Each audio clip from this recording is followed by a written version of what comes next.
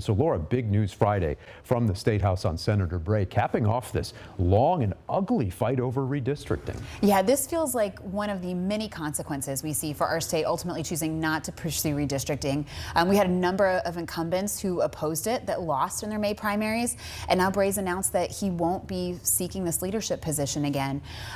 He'll still be in that office, but it'll be interesting to see who takes over. And in particular, it might be the end of moderate Republicans in the state Senate as we know it. The Senate's been a somewhat moderate body through the years. Abdul, what are you hearing about how this came to be and where we go from here? Oh gosh, if we only had time, my friend, if we only had time. Basically, what happened was that Rod Bray was basically put in the chamber before himself.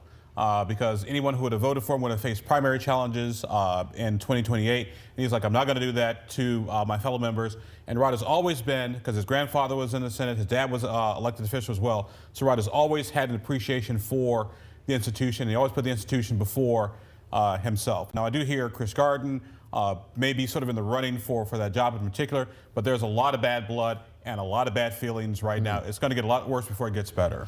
And Tony, I want to ask you about that. You first off predicted this might happen, and it did. But then Friday on social media, President Trump said he's pleased to announce that the man who, quote, so foolishly led the state Senate with almost every candidate losing their race will not be seeking re-election. He called him a fool. How do you think that will go over at the State House? Abdul just mentioned some of that bad blood.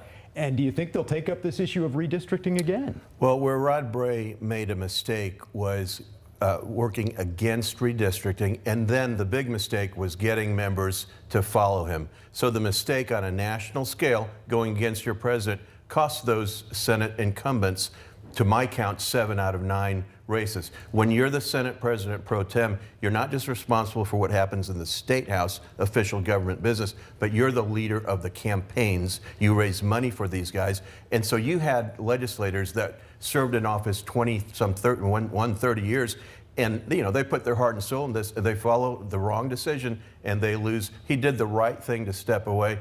But, as far as the president goes, the president was, making this case all along, and Rod Bray wasn't listening. But we'll see how that goes in terms of the bad blood from here. Christina, what's your reaction on all this from across the aisle? Well, I really disagree with Tony and need to push back. It's never a mistake to speak truth to power. And he voted his conscience, he worked his conscience, and he did what was right. And I really respect Senator Bray for following through.